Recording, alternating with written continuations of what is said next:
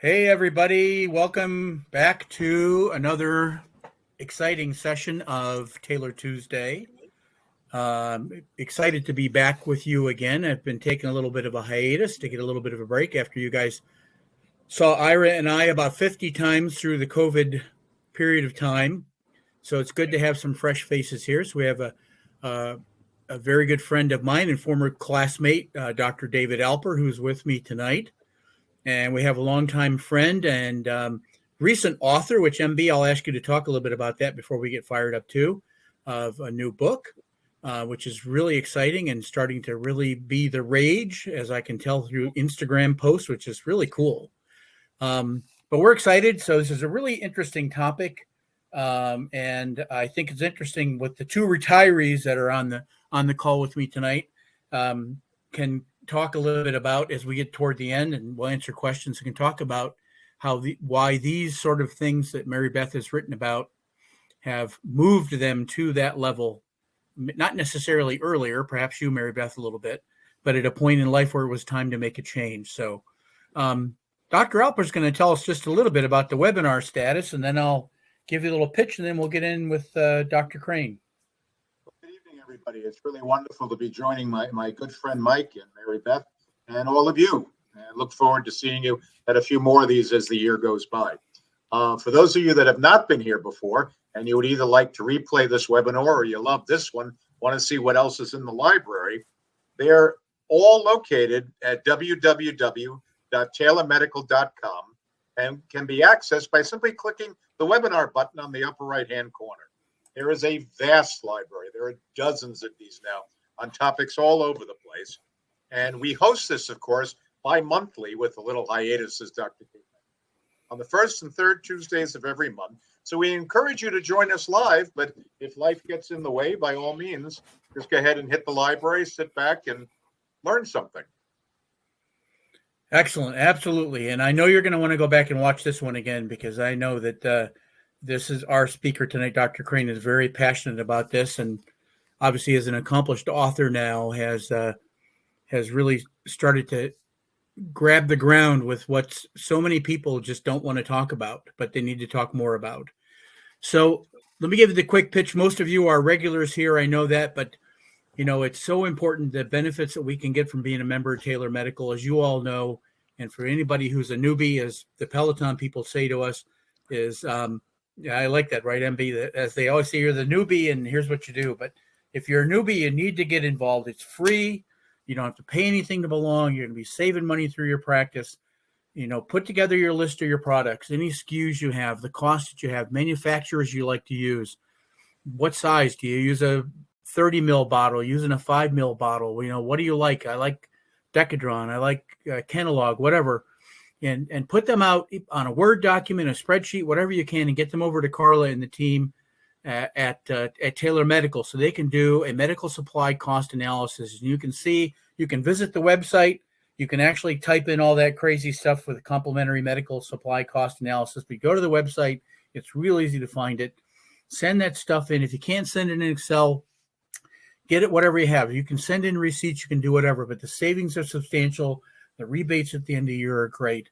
And the other really cool part, I know Dr. Alper is a trustee of APMA, this is important to you as well, is we have given, I think, north of $50,000 to the scholarship fund for APMA, which is great. So these students who are coming out of school, $250,000, $300,000 in debt, are being benefited, and every $1,000 that they can get makes a huge difference for them. So it's really a big deal. So please get involved and help us to feed your family, your practice, make it easier, make better cost for you, and also helping in the scholarship world.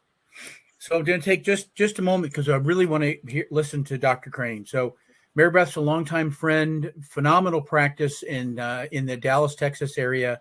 As I mentioned her earlier, I'm coming to you tonight from where I lived in practice for 35 years in Rhode Island, and Dr. Crane is a native of Rhode Island. I know she loves Peter's Pots, Absolutely, which is not too far from my home. But anyway, she has written this really cool book and has become quite the expert on physician burnout. And I think especially geared toward the female side of practice. You'll tell us more about that than I even know at this point. But I'm going to step aside, and David and I will disappear for a little while, Mary Beth, and we're going to let you do your thing. And we're just tickled to have our friend here. And Mary Beth, anything you want to add bio-wise about yourself, feel free to do so. Take it away. All right, guys. Thank you, David. Thank you, Mike. It's wonderful to be here for Taylor Medical. It is a great service that they've done when I was in practice, and I really think it's helpful if you haven't checked them out. It's important to remember that it doesn't matter what industry you serve, you can still get overwhelmed. But of all professions out there, physicians have it the worst. The nature of our profession requires us to help people in their weakest states, but that's near impossible if we're not the best version of ourselves. Most physicians are motivated by the need for achievement. We're all super overachievers, perfectionists. We want to be the best of everything. But in my recent book, Drop the S, Recovering from Superwoman Syndrome, yeah, this one, I discuss my own personal journey through professional burnout. It's that inner drive that we must excel that often leads to overwhelming stress, and that chronic stress can often lead to burnout. It's becoming an epidemic, especially in the United States, but across the world, and the pandemic made it worse.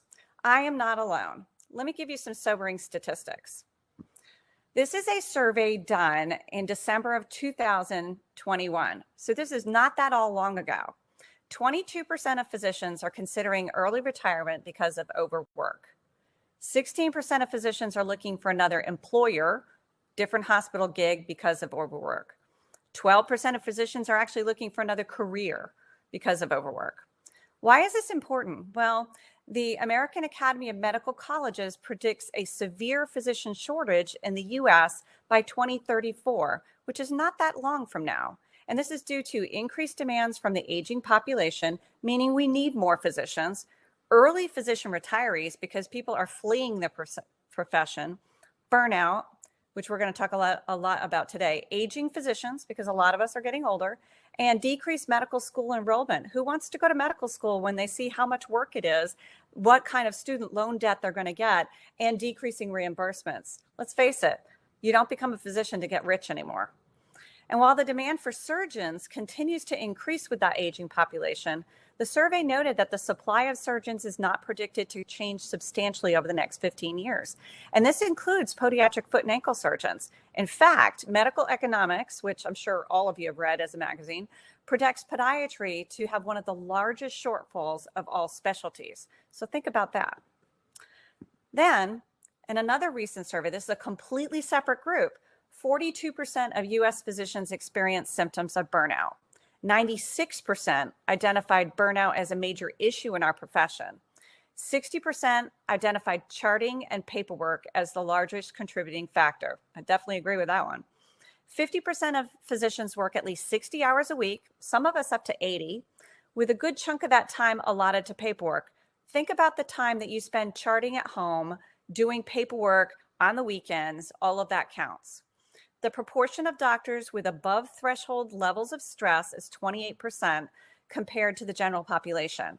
This leads to higher emotional exhaustion rates. So the general population is about 24%, physicians is about 43%. 40% of physicians attempt to cope by isolating themselves, which is the exact opposite of what we need to do. And we'll talk more about that later. And 24% of physicians admit to drinking as a coping mechanism. Not exactly our best coping mechanism. So, female doctors have consistently reported higher levels of burnout, 51% versus 36% compared to their male doctors throughout the last few decades. And again, it's dramatically increased during the pandemic because of the stresses at home, having children at home, and having to run the household while trying to run a practice. But the bottom line is, whether you're female or male, we're all at risk for burnout and need to streamline our practices and lives to serve our needs and learn healthier ways to distribute our stress. And that's the bottom line, healthier ways to distribute our stress. So let's delve just a little bit deeper. What is burnout? Because we all define it a little bit differently. In 2019, the World Health Organization recognized burnout syndrome, and they called it a syndrome, as an occupational phenomenon, stressing that it's not a medical condition, but a syndrome resulting from chronic workplace stress that hasn't been successfully managed.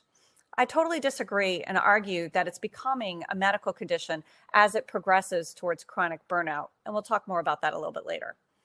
The World Health Organization defines burnout syndrome as feelings of excessive energy depletion and fatigue, increased mental distance from one's job, feelings of negativity or cynicism towards one's job, and reduced professional efficacy, which is very dangerous if you're a physician.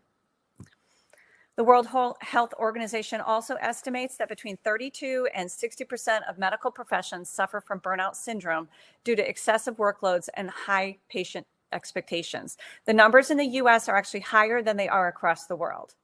And more women doctors are affected due to the compounding effect of home stress piled on by work stress. For me, adrenal fatigue was a definite, genuine medical disorder. My doctor and 3 of them tried to find another cause, but at the time in my life when my cortisol levels should have been rising due to perimenopause, yes, I'm that 50 plus, my cortisol levels were almost non-existent. As I tried to be Superwoman, block out all the issues around me, and be everything for everybody, the stress was killing me. It had exhausted my adrenal glands, depleted my ability to maintain my cortisol levels, and caused my extreme fatigue and a myriad of other symptoms. Now, if you're interested in reading the whole story, you can pick up a copy of my book, which is part memoirs, part self-help, and you can get it at dropthes.com. It comes in audiobook as well. There's the shameless plug. So it's important to note that for me, it was definitely a genuine medical disorder. But it's important for you to understand that adrenal fatigue is not the same as adrenal insufficiency that we were taught in school. That's an autoimmune disorder. Adrenal fatigue basically means that your stress hormone levels are so high and chronic that your adrenals basically get tired and tell you to F off, in plain English. Many physicians argue that adrenal fatigue doesn't exist. They think the symptoms that are attributed to the disorder are vague and can be explained by other medical conditions if you look hard enough. Well, the Endocrine Society, which is the world's largest organization of endocrinologists, flatly says that adrenal fatigue isn't a real disease. They encourage a complete workup to rule out any other medical issues that can cause the fatigue. In my case, there were no other explanations, and I actually was diagnosed by an endocrinologist. So, whether you define burnout as a medical disorder or just a mental health syndrome, it really doesn't matter because it's a real and it's affecting the way way too many of our colleagues. And this is just one of the causes of the alarming increase in attrition rates of physicians and challenging the entire healthcare system. This is really a problem. So let's talk just a little bit more about chronic stress. So as you know, there's 2 different kinds of stress. We learned this in medical school. Acute stress is short-lived. You feel it when you're holding the steering wheel and almost collide with another car, or when a wild animal is chasing you, hopefully not anytime soon. It helps you to escape a dangerous experience or do something fun and exhilarating like jumping out of an airplane, although I don't know why you would jump out of a perfectly good airplane. But some people do. It's not usually harmful, and it vanishes when the situation is over. It's quick, it's over, you get that spike, and you're done. Well, chronic stress lingers over time. The triggers that cause them the stress response are persistent, and your body is constantly releasing stress hormone like cortisol and epinephrine. This kind of stress strains the adrenal glands, which invariably leaves them incapable of meeting the body's demands. Chronic stress is the most common cause of adrenal fatigue and burnout, no matter how you look at it. So what are the common causes of physician burnout? Well, we're constantly fighting fires. I mean, we're never off. You walk into the back door of your office and you're on all weekend, and you're on call, and basically you're on 24/7. We also have a culture of immediate response. I mean, how many times has a patient called you 72 times on your on-call number because you didn't answer them in 5 minutes? And it's Sunday at 4:00 in the morning. I mean, we have a culture, the microwave generation, whatever you want to call it, they expect an answer right now. And then compound on top of that, they expect to be better right now. I came in, I paid you my copay, I should be better. Why am I not better? Of course, I didn't do anything you told them either, but that's beside the point.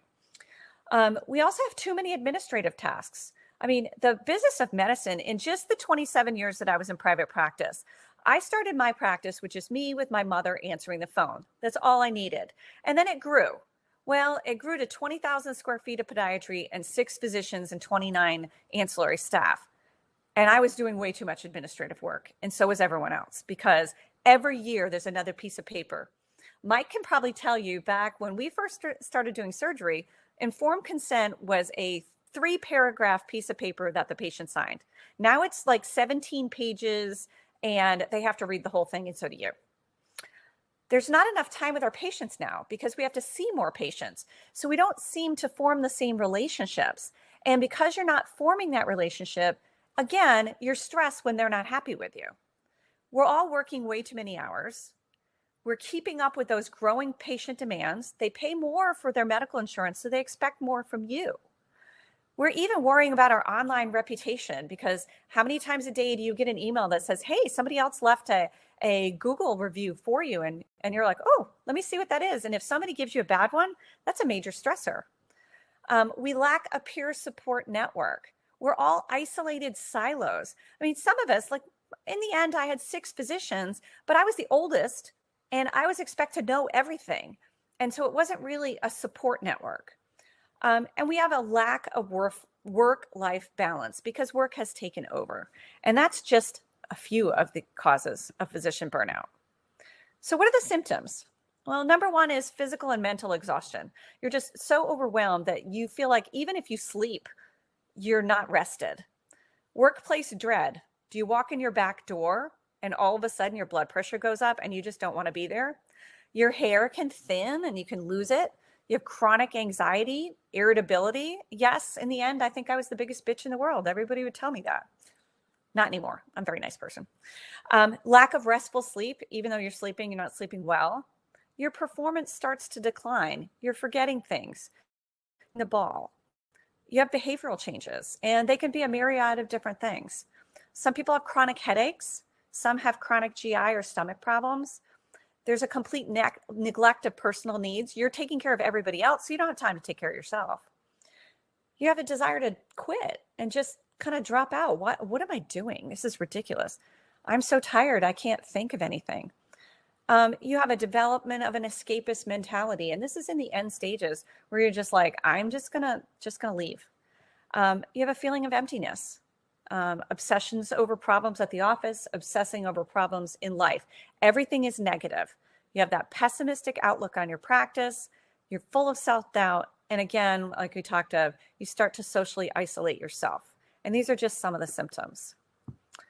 So how do we reach this diagnosis of burnout? How do we diagnose adrenal fatigue? Well, we first rule out everything else, because again, there's a whole myriad of people who feel that this isn't a real diagnosis. So you really do need a comprehensive workup for fatigue. That'll include hormonal imbalances or early menopause in women, lack of testosterone in men. Depression is a big one, anemia from a myriad of different disorders, hypothyroidism, autoimmune diseases like lupus, rheumatoid arthritis, ankylosing spondylitis, and fibromyalgia, just to name a few.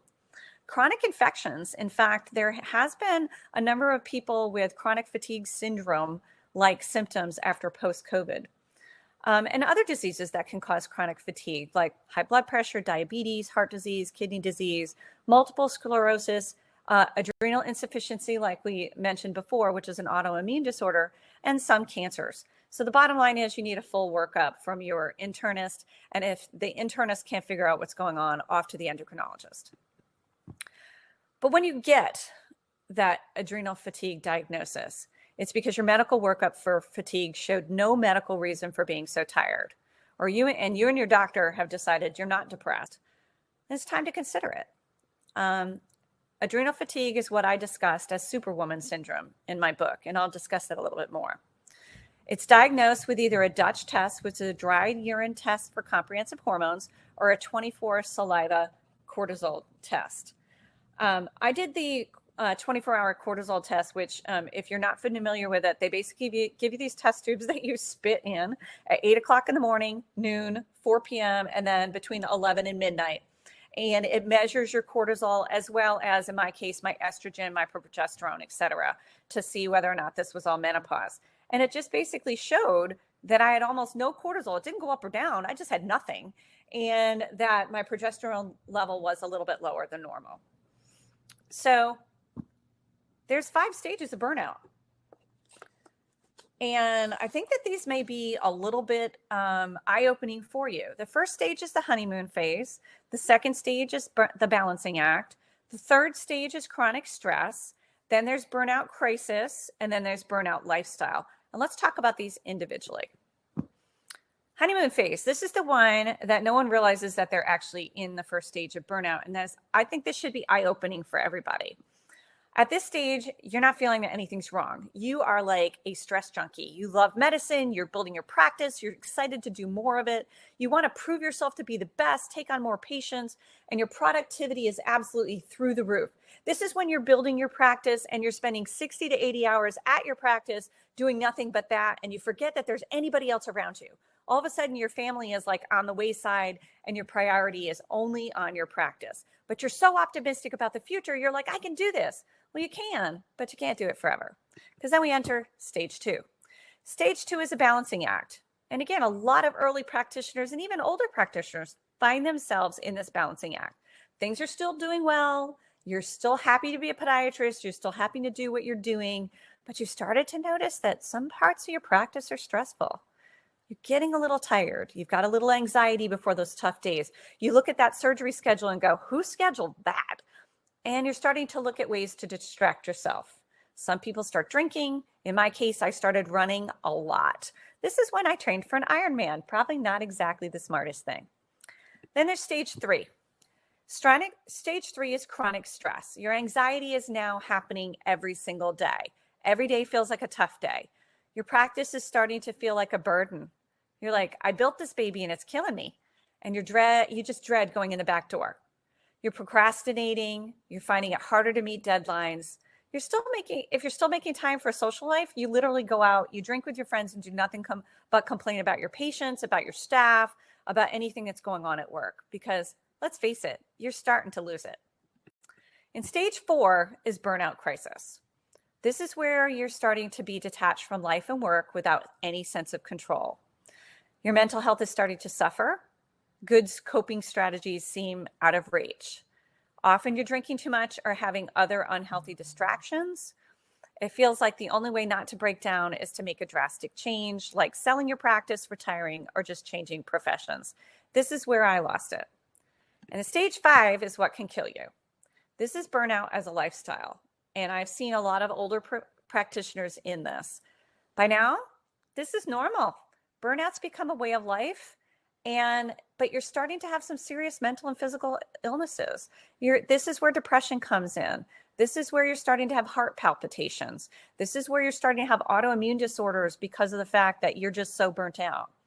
Your practice feels like a burden, but you feel like you're trapped. You can't get out. This is often when people have debt that they can't get out of, or they have ex-wife number 2 or ex-husband number 3 or whatever it is. And worst of all, it's happening so much that you're starting to think what you're feeling is normal and that there's got to be something else wrong with you. But stress can really kill you. This is where people have heart attacks. Sadly, most physicians don't seek help until stage 3 or 4. And recovery from burnout can take over a year in the later stages. First, you have to admit that it's happening.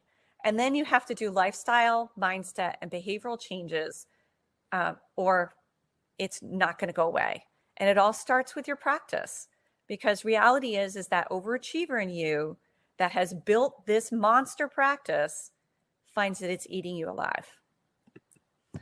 So, steps to recovery. Well, the first thing you need to do is stop glamorizing the grind. Realize that you don't have to be Superman or Superwoman to have a successful, thriving practice. Prioritize your health physically, mentally, and emotionally. Shift your perspective to determine which aspects of your practice and personal situations are fixed and what things can be changed. Because oftentimes, I post on Instagram and Facebook all the time about little changes can mean a big thing. Well, if you're 1% better every day, that really adds up pretty quickly. Small changes can make a big difference in your stress levels. So how do we do this? Number one, you have to figure out that you're a part of the problem. Does this sound like you? Do you have to oversee everything in the practice down to the minutia? Do you struggle to delegate because you don't trust anyone else to handle things as well as you do?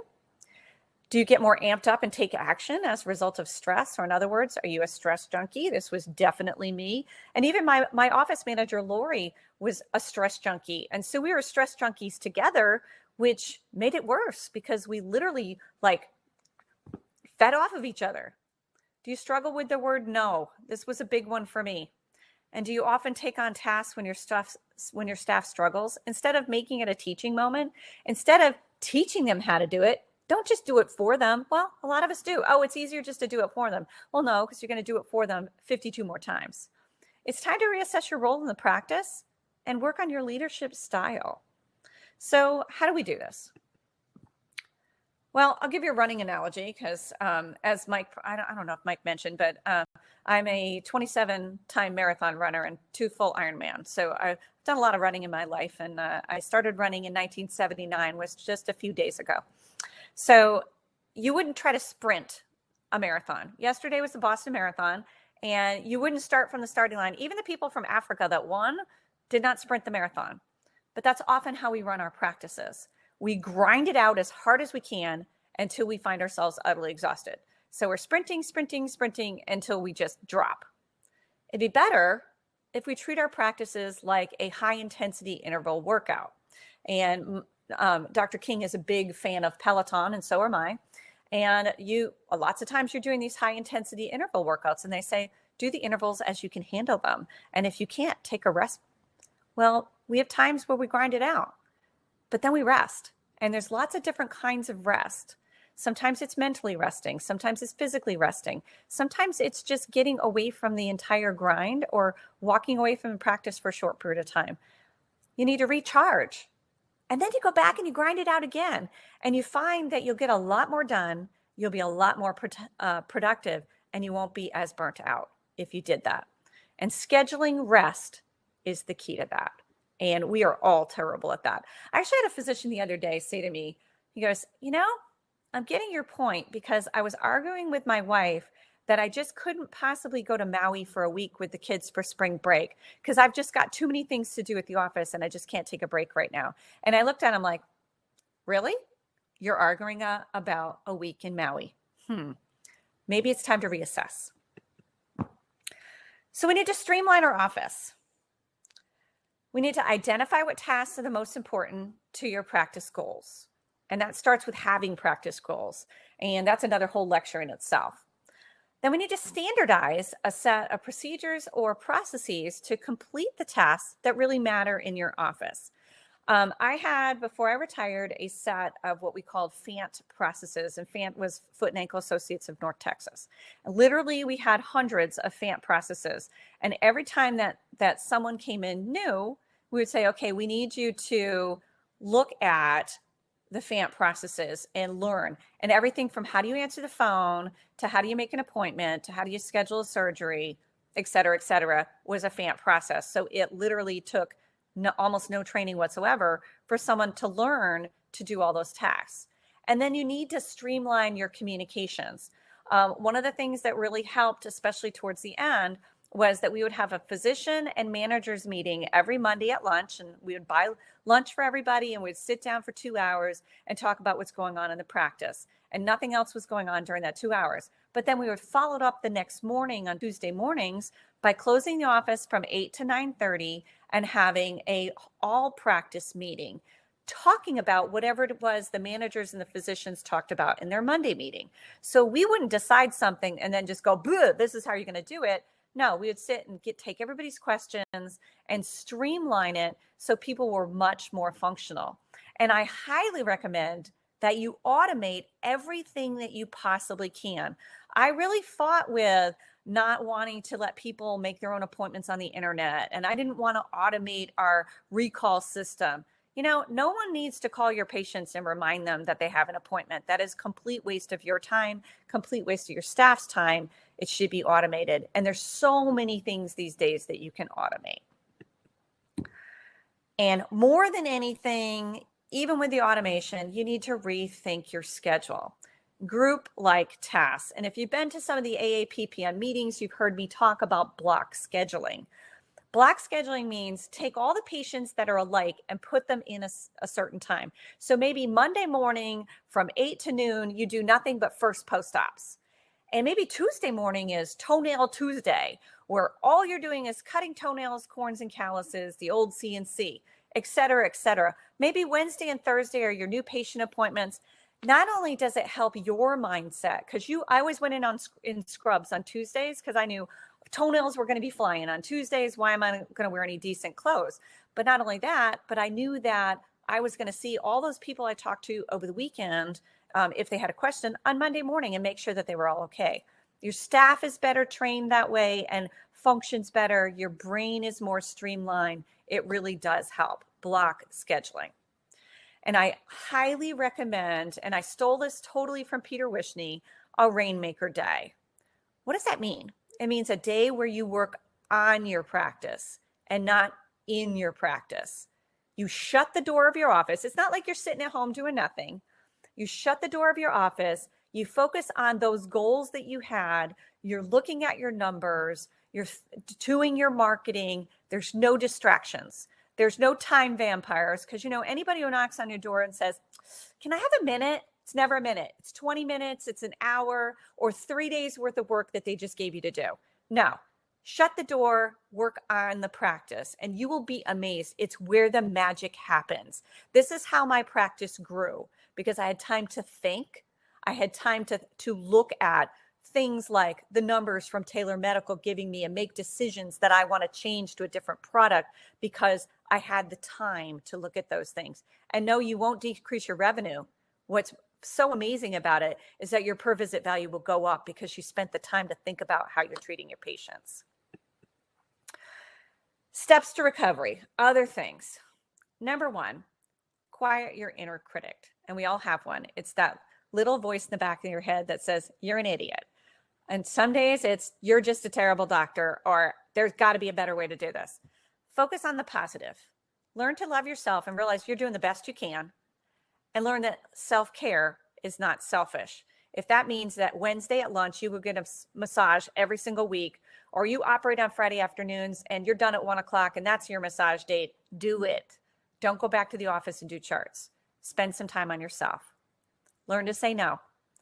If you have a list of goals and you have a list of the things that are important to you, it's easier to say no to something that doesn't serve you. If it's not part of one of your goals, say no. Find your tribe. And this is another big one. We tend to isolate ourselves when we start to get stressed out because we don't want to admit that we can't handle everything. The first thing I said was to Rem Jackson, I'm not okay.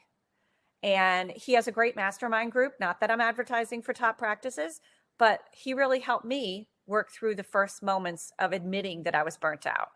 You have to find your tribe, and we all need one. Find like-minded physicians across the country and share. Because usually in our small towns, we're all competing with each other. And even if we're not competing with each other, we're trying to act like we're okay because we don't want word to get around that we're not. So there's lots of other physicians. This is where going to APMA meetings and meeting other people and going to some of these group meetings, even ACFAS, other smaller meetings in your area, meeting other physicians and actually talking to them. Find a tribe. Seek work-life balance. And this is a hard one. Sit down with your spouse, sit down with your children, sit down with yourself and go, what is the most important thing for me? And how can I balance things I have at home and things that I have at work without going completely insane? Let go of perfectionism. This was me. I am a perfectionist from day one. I wanted to be the best of everything. I mean, I was mad because I graduated from podiatry school 0.1 behind the girl that was valedictorian. I was so mad. Come on. I'm second in the class. I should be happy. No. I carried that burden for years because I was so upset. Well, you know what? Oftentimes good enough is good enough. And in the office, if someone can do 75% of the job that you can do, give it to them. And sometimes you just have to look at stuff and go, you know what? No one really needs to do this. This is not necessary anymore. Put it in the circular file. Emphasize teamwork at home as well as the office. Delegate. We're terrible at that. Ask for help. Again, automate. Hiring a scribe these days is huge because, again, paperwork is our biggest problem. Ask your kids to do laundry. It's really okay. Other things, exercise regularly. But I want to give a caveat to that. I was an exercise junkie, which was part of the problem. I decided that I was going to have a different attitude towards exercise. Instead of, just pounding it out, I was doing long, slow distance. I started doing Pilates. I started doing yoga. And I really started to do the type of exercise that was better for my mind and my soul, not just pounding it out, because it was part of the problem. Daily meditation, prayer, journaling, or a quiet time, whatever one of those works for you. The book that I wrote was actually a year of journaling. And I put it all together and said, wow, I really have something here. But it also helped me look back and look at the past and go, yeah, I needed to make some changes a long time ago and didn't realize it. Healthier eating habits and hydration are super important. Mike King has been on a great health kick the last couple of years, and he will tell you that stress eating is real. If you're tired and you're running back home, in my case, as a mom, I was eating my kids' leftovers because that, it's just kind of whatever was there, or you're picking up food on the way home. No.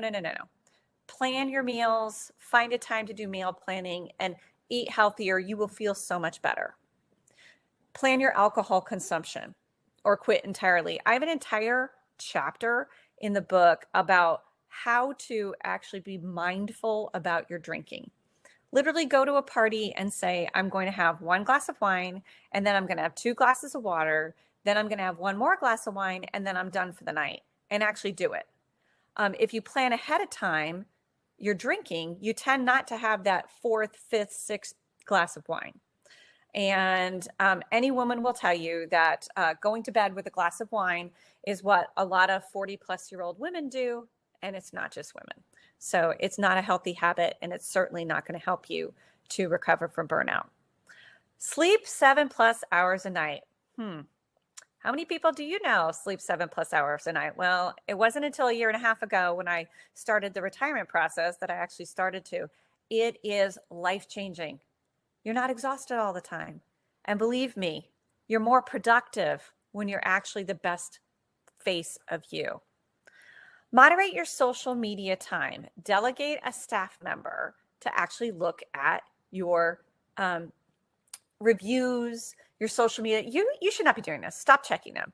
And if you have an Apple Watch, please just take it off when you're in the office. Take it off when you're spending time with your family. In fact, just take it off and chuck it in a drawer. I actually have an Apple Watch that I only use to go running with because I like the heart rate monitor. But otherwise, I literally throw it out. Check your emails only twice a day and teach people that you could put an autoresponder that says, I check emails at 8 a.m. and 4 p.m. and that's it.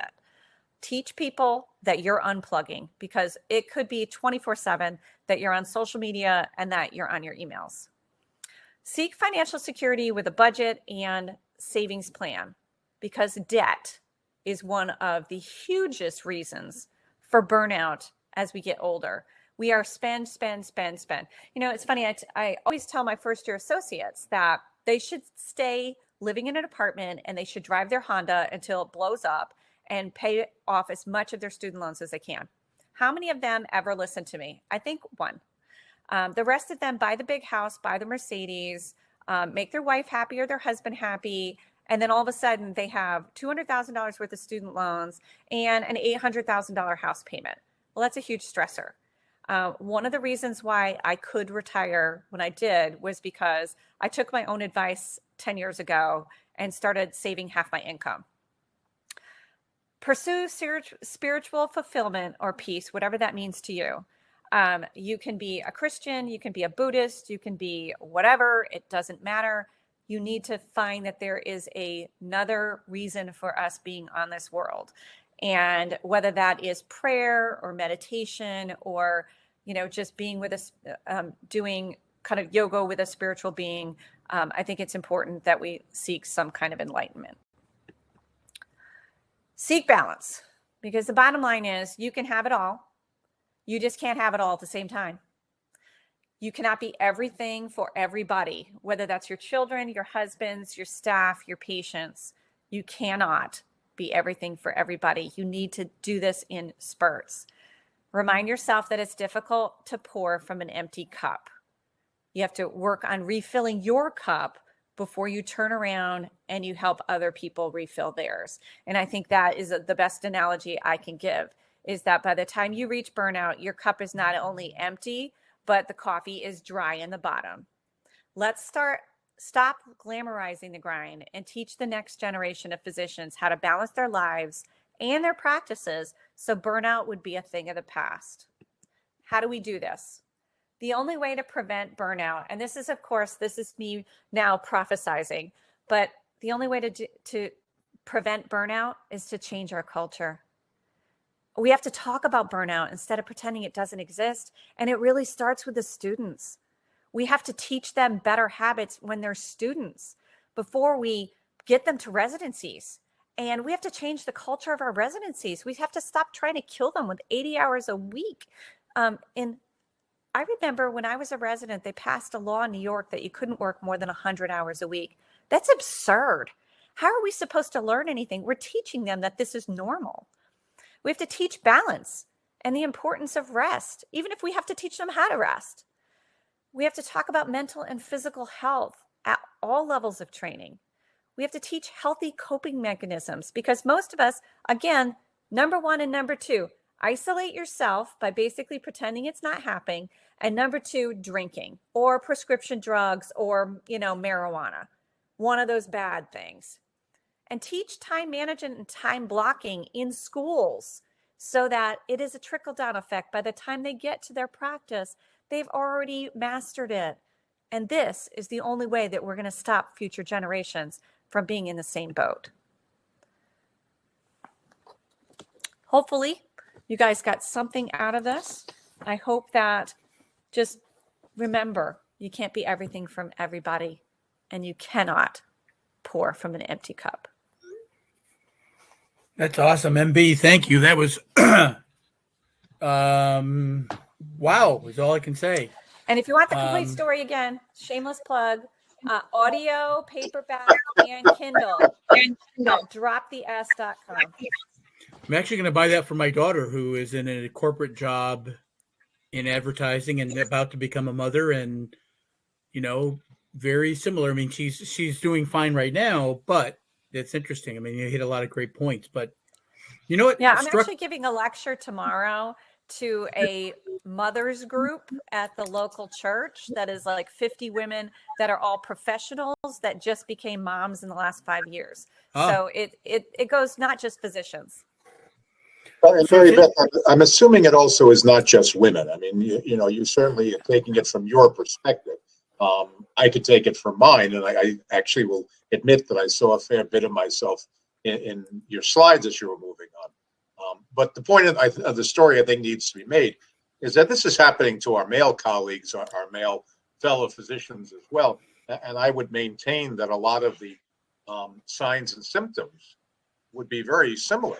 Oh, absolutely. The signs and symptoms are very similar. Obviously, I take it from a female perspective. The feedback that I've had from the book, if you go on Amazon and you just read, I think there's like 85 reviews of it. And a lot of them are men saying, I need to buy this for my wife, or, wow, I saw myself in this story, even though I didn't have the woman aspect of it. So I think it's very universal. So a question I do have for you, because you did start your talk with kind of a two-pronged factor, that there's a psychological and a physiological aspect to burnout. So I guess the question is, where does the line draw? When do you feel it falls over? And the healing? Because I have to, speaking from myself, I retired. I have to tell you, within a month, I was a new human being. And it's been 11 months for me now. And as much as I loved my practice for 36 years, I haven't missed a day one. I'm guessing the adrenal part of it doesn't heal quite that quickly. No, the adrenal part of it takes almost a year. Okay. And I can tell you that people asked me 6 months into retirement, how was I feeling? And I said, I feel 10 years younger. Well, I can tell you now, a year and 4 months into it, I feel 15 to 20 years younger. And I've started to take on new responsibilities and things that are more fun. I've joined a women's golf league. I'm helping out a lot more at church. I'm helping at school, at my daughter's school, because I still have one in high school, where a year ago, I was getting up, getting her to school, going back to bed, and trying to figure out how I was going to recover. And it really did physically take about a year. You know, you struck the clinician in me in a big way with this, Mary Beth, because it's something, number one, I think most of us, if any of us, have ever heard of, quite honestly. And you know, you mentioned one of the potential comorbidities, I'll call it that, is fibromyalgia.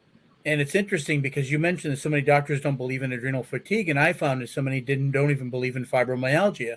So these poor people are stuck in the middle with chronic pain, chronic fatigue syndrome, migratory arthralgias, GI problems, and risk of dying from a heart attack or a stroke from a lack of cortisol. It's just striking. If you read the book, there's one chapter in there where I talk about how I literally started passing out in the office. I was having heart palpitations to the point where I was losing consciousness. And I am a extremely healthy marathon runner, thinking I was dying of a heart attack at 52. So, and I described it a lot better in the book, but the bottom line is that you're right. There are a lot of people walking around with all kinds of diagnoses that they're not sure what is what. And I really think that if we started sleeping 7 or more hours a day, if we started taking care of our bodies by starting every day with meditation, with stretching, with yoga, with ditching your to-do list and actually doing things that are realistic, and eating better.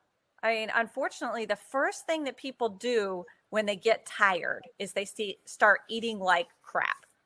And that just makes when your gut health is bad, you're tired just from that. You start feeling that migratory arthralgias all over the place just because you're not eating properly. You don't have the right building blocks. So it's a huge component of it. So Mary Beth, not to water everything down into 2 sentences, but what strikes me from your approach in trying to alter things is you're basically asking for a paradigm shift of a person's focus of 180 degrees. We as physicians are trained to focus on the patient in front of us. That's our attention. That's our goal, to help them. You're saying that all these things are to help us focus on ourselves. So we're taking better care of ourselves. We're taking the time for ourselves. So I guess the question is, where does the help with that make that step if we're so deeply trained to be focusing and thinking of others first rather than ourselves? That's where time blocking comes in. Okay. When you're in the office and you are in the room with a patient, when I was lecturing for AAPPM, I would talk about being fully present in the room. And when you're fully present in the room with the office, it means that literally you're focused on that patient, you're fully focused on them. The office could be on fire behind you and you act like there's absolutely nothing going on, but then you take the time block to work on the practice and you take a time block to work on you. And that's why it's important to shut off all the excessive noise, all the social media, the emails, answering the phone. I mean, my medical assistants will tell you, I did not call patients back till the end of the day. Now, they would come to me and say, okay, I've got this lady and can I call in an antibiotic? Well, I gave them criteria of decisions they could make themselves, things that were simple, because that way it gave them it enabled them to make decisions on their own, realizing they had some autonomy. And the ones that had to be taken by me, that's 5 o'clock. So Mary Beth, how does one who is controlling, which we all are to some extent, give that up? I mean, I completely agree with you, but as you know, we are all controlling by nature. Absolutely. And as a CMO now, I certainly see that firsthand, but because we're used to being in charge, and that's a tough thing we're not really giving it up. You're controlling something else, I guess, but that's a tough mentality to break, I think. It absolutely is. And, the combination of having these different processes, basically having training that lets your staff take on 75% of what's on your plate and come to you with only the things that really matter. If this practice is going to spend $25,000 on something, yeah, you should probably make that decision. But if you're going to spend $250 on something, I don't really need to know. You have a budget, spend it as you want. And if we don't have what we need, I'm going to come to you and go, what's going on? And that's where those Monday meetings that we had with the physicians and the managers were important, because the physicians would bring to the table, hey, I noticed we don't have any catalog, or I noticed that we're out, that this and that is back ordered for like the rest of our lives. What's going on? And then you have a person that was in charge of procurement that would say, well, I've called 16 different people to try to get it. And here's where I have a line on it. And you don't worry about it because people are taking care of it for you. Let's face it, a lot of the jobs that we do in the office, we don't have to do. We have to be, instead of the CEO, we actually have to be the CVO, which is the chief, now I just lost my thought, the chief visionary officer. This is what I want the practice to look like. These are the most important things to me. You guys take care of everything else. And if you have a good team and you train them, they can do it. Sorry about that. Mary Beth, there's a quick question here of where is the Dutch test available? Dutch test is actually almost any endocrinologist can do that for you. It basically, there's a kit, and just like this, the spit test is literally, they give you a kit, you spit into these things, you stick it in your freezer, you put it on dry ice and mail it off. So almost any endocrinologist can get that. In fact, a lot of OBGYNs also do them because it's a great way to measure hormones. Oh, okay. Thank you. Did you investigate at all the crossover in other professions? Obviously, the Wall Street minded people. I mean, we have a guy that works in my company who you've spoken to, Matt, for example. I'll throw Matt out there, who went to work at 3:30 in the morning in his suit and slept under his desk because he was afraid they wouldn't be there when his boss came in. Those kinds of pressures just obviously take their toll. Anyway, did you investigate or read anything about how it crosses professions? Actually, it is universal across almost, and in fact, it's not just professionals. There is a whole mommy burnout syndrome in women that is basically, I want to be the best mom ever. I have to be the Pinterest mom. I have to live my Facebook page. I have to have the perfect kid with straight A's in all AP classes. They have to go to Stanford. They also have to be the star soccer player. And if I don't have all those things, and oh, by the way, not look perfect, wear Chanel, and my husband's happy, then I'm not a good mom. And it's really, it's an attitude that our generation and I'll put it as succinctly as I can, because again, it's not just women, but I want you to think about this. Women's emancipation did not really help women. It did in some ways, but we are told that we can bring home the bacon, fry it up in the pan, serve it to the family, wash the pan, put pan away, do a load of laundry, help the kids with their homework, do some chartings, return some phone calls, give her husband a whiskey and maybe a little something, go to bed, get up and do it again. You're also chief bottle washer, chief travel agent, you're the laundry fairy. You get the point. Yep. We were taught that we had really bad role models because our mothers did everything. But my mother worked as a librarian part-time, and they were even stressed back then. Our mothers had Valium, we have alcohol. And men, especially as you're climbing the corporate ladder, lawyers and doctors are the worst. But I also have some people in finance that I know that are just as bad, that they feel like they have to be there all the time, because if not, someone else is going to jump into their chair. Well, you have to learn what is important to you. And this is actually something that, sometimes it takes a little therapy to get through. But what is the most important thing? Back when I used to do a class at OCPM, I would teach the students to figure out, start with what their goals were. And then I'd give them a question and I'd say, all right, I want you to envision you're 85 years old and you're in a casket. What do you want people to say about you? What do you want your life to mean? What's important that you left behind? Well, I figured out a long time ago, I don't need to leave $50 million behind to my children. I need to leave them a mother who's sane, who has built them a nice life, who's taught them to treat people the right way and with respect, who has had a career of servant leadership and taught them how to make their way in the world. And I want people to say she made a difference because she was here on this rock. It's As not part is put in the chat box. Amen, sister. Very good. Everything you're saying, of course, I think is ringing true with a lot of folks. Let's talk a bit for a minute that you can't do this by yourself, obviously. So where does your support system come into play? Well, Obviously, spouse is the first one, of course. Yeah, and I talked about this in the book just a little bit. I think that it's important that you start with your physician. And a lot of doctors don't have one. I think that especially if you are in stage 3 or 4 of burnout, especially 4, you need a therapist because you have to figure out, why do you act this way?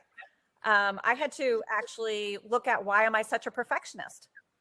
And really look hard at that. I think that you need colleagues that you can talk to actually admit that you're experiencing this. And you'd be amazed on how many other colleagues said to me, I could have written this. And a lot of them actually put in the forward of my book. In fact, there's one, let's see if I can find it really super quickly. Everyone knows Marlene Reed. Yes. Life constantly throws us curveballs. I've known Dr. Mary Beth Crane from the early years of us starting our private practices, and I'm familiar with many of the events that were responsible for her incredible drive that shaped her early practice years. Women in medicine face tribulations our male counterparts do not. As private practitioners with children, the challenges are even greater. Mary Beth and I have had discussions with conflicting opinions over the years about what makes someone successful and what's important in life. She was one of the ones who was like, hello, wake up, sister.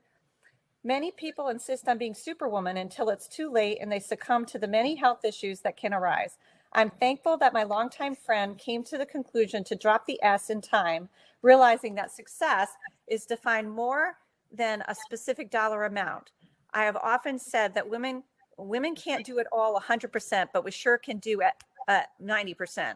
Dr. Crane's journey as seen in Drop the S is a lesson to all women that maintaining physical and emotional health, as well as finding the work-life balance that brings happiness, is the key to being successful and accepting that 90% is even better than 100%. And I think that's really very well said. And there's a whole bunch of other people. Kathy Satterfield gave me a great rendition, and we sat down and talked for a few hours about it after she read the book. There's a lot of women that were having the same issues, and there's a lot of men that have come out and talked to me as well. It's been very well received, and that's why I wanted to come and talk to you guys today and share it. Well, we're so glad you did. I mean, it's great. To get out there. But to finish answering your question, you need your physician, you need a therapist, you need your colleagues to help you. You also need someone to help you with your nutrition and diet. You need your spouse and you need your children to be on board. They have to understand, especially my kids were, 12 and up at that point. And, I sat down and said, look, you've got to pick up your stuff. I can't do this every day. I need you to learn how to do a load of laundry kind of stuff. We make them helpless. It's called learned helplessness. We make our husbands that way too. We call it spoiled. Yeah, that too. Well, Mary Beth, this is great. It's 9:00, so we're going to sign out. But I think, as David mentioned at the beginning of this, we encourage you all go back, and I'm going to go back and go through the slides again. I thought it was just great, and I'm definitely going to get the book. I think it's awesome. So, but thank you, Mary Beth. Very enlightening and truly lots of great pearls. Always good to see you and hear your voice again. And Dr. Alper, thank you for helping me along. So I want to remind all of you that in 2 weeks, again, we'll have our next Taylor Tuesday. Not sure who the hosts will be at the time, but we're going to have a presentation by Andrew Swenson, who's a partner marketing manager at Weave, which is a very interesting software program. But once again, thank you all for attending. We appreciate it. Mary Beth, thank you very much. Best to your partner and to your family. And thank you to everybody. And thank you for attending, and be well and be safe. Thank you. Bye-bye. Stay well, everybody.